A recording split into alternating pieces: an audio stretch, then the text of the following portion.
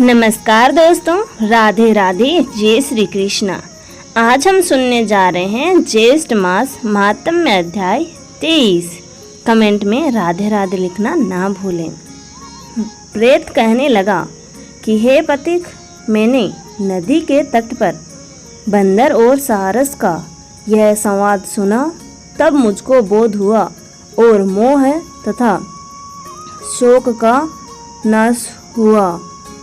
प्रेत आगे कहने लगा कि हे पथिक, मैं इस समय तुम्हारे पास जो यह गंगा जल है उसे मांगता हूँ, क्योंकि मैंने इसका बहुत कुछ महात्म्य सुना है।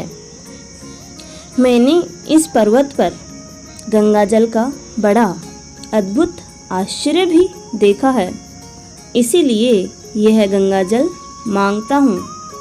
मैं प्रेत योनि में अति दुखी हूँ। एक ब्राह्मण अनधिकारी को यज्ञ कराकर ब्रह्म राक्षस हो गया। वह हमारे साथ 8 वर्ष तक रहा था।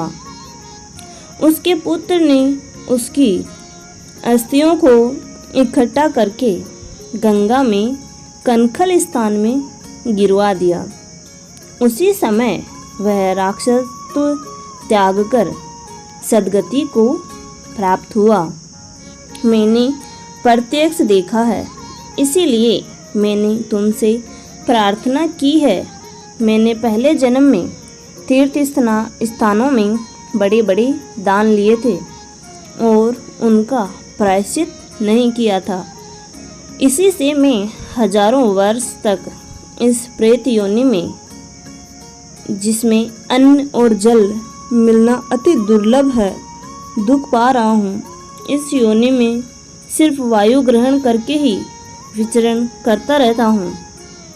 इस योनि में मुझको हजारों वर्ष बीत गए। इस समय आप जल देकर मेरे प्राणों को, जो कंठ तक आ गए हैं, बचा लीजिए। बचाओ। कुष्ठ आदि रोग से भी मनुष्य को त्याग करने की इच्छा नहीं करता। देवदूती कहने लगे कि ऐसे उस प्रेत के वचन सुनकर वह ब्राह्मण बड़ा विस्मित हुआ और वह अपने मन में विचारने लगा कि संसार में पाप और पुण्य के फल अवश्य भोगने पड़ते हैं। देव, दानव, मनुष्य, कीड़े मकोड़े, कोई भी हो, रोगों से पीड़ित होते हैं। बाल तथा वृद्धों को मरण, अंधा तथा कुबड़ापन, ऐश्वर्य, दरिद्रता, पांडित्य तथा मूर्खता सब कर्मों से ही होता है। इस कर्म भूमि में जिन्होंने न्याय से धन इकट्ठा किया वह धन्य है। यह सुनकर प्रेत गदगद वाणी में बोला, हे पथिक, मैं जानता हूँ कि आप सर्वज्ञ हैं। आप मुझको जीवन का आधार जल इस प्रकार दो जैसे मेघ चातक को देता है। तब पथिक कहने लगा कि हे प्रेत, मेरे माता पिता भृगु क्षेत्र में बैठे हैं। मैं उन्हीं के लिए जल लाया हूँ। अब बीच में तुमने गंगा के संगम का जल मांग लिया।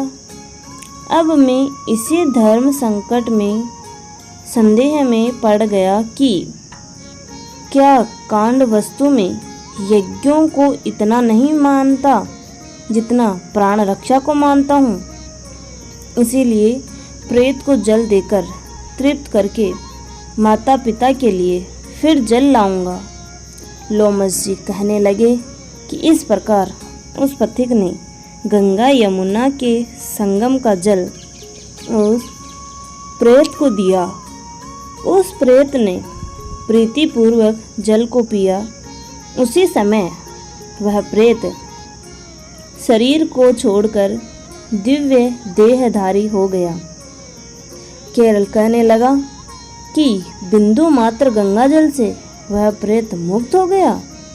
हम समझते हैं कि ब्रह्मा जी भी इस जल के गुण का वर्णन नहीं कर सकते, नहीं तो महादेव जी इस जल को मस्तक पर क्यों धारण करते। इस संसार में जो मनुष्य काया, वाचा और मनसा के पापों से रंग गए हैं, वह गंगा जल के बिना नहीं धुलते। गंगा जल के सेवन से मुक्ति सदा सन्मुख खड़ी रहती है, जिसके जल को स्पर्श करते ही प्रेत प्रेतत्व को छोड़कर मुक्ति को प्राप्त होते हैं।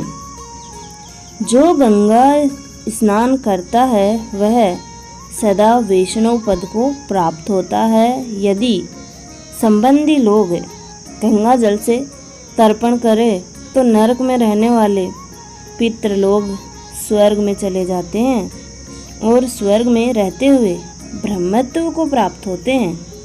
गंगा जल के समान और कोई मुक्ति का साधन नहीं है।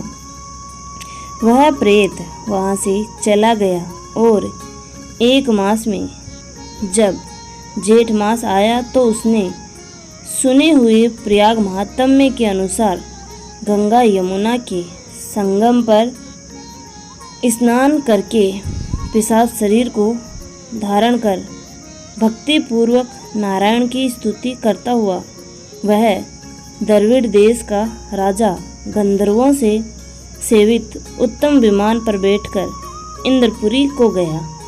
सो हे द्विज, यह इतिहास पापों का जल्दी ही नाश करता है। इसमें धर्म का ज्ञान होता है। यह पुण्य, यश तथा कीर्ति को बढ़ाने वाला है, ज्ञान तथा मोक्ष को देने वाला है। तुम भी सद्गति पाने के लिए प्रयाग चलो। वहाँ पर हम ऐसा स्नान करें जो देवताओं को भी दुर्लभ होता है। वहाँ पर श्राप से पैदा हुआ पिशाचपन सब नाश को प्राप्त हो जाएगा। इस प्रकार लोमस जी के मुख से अमृतमय मधुर कथा को सुनकर मानो अमृत पीकर सब प्रसन्न हुए और पाप रूपी समुद्र से पार हुए। उन्हीं के साथ सब लोगों ने दक्षिण दिशा को प्रस्थान किया। आज का महात्म्य समाप्त हुआ। धन्यवाद दोस्तों, यहाँ तक बने रहने के लिए। आशा करती हूँ मेरी दी हुई जानकारी आपको पसंद आती होगी। ऐसी ही जानकारी प्राप्त करने के लिए आप हमारे चैनल को लाइक, शेयर एंड सब्सक्राइब करना ना भूलें और कमेंट में राधे राधे जय श्री कृष्णा लिखना बिल्कुल भी ना भूलें। धन्यवाद।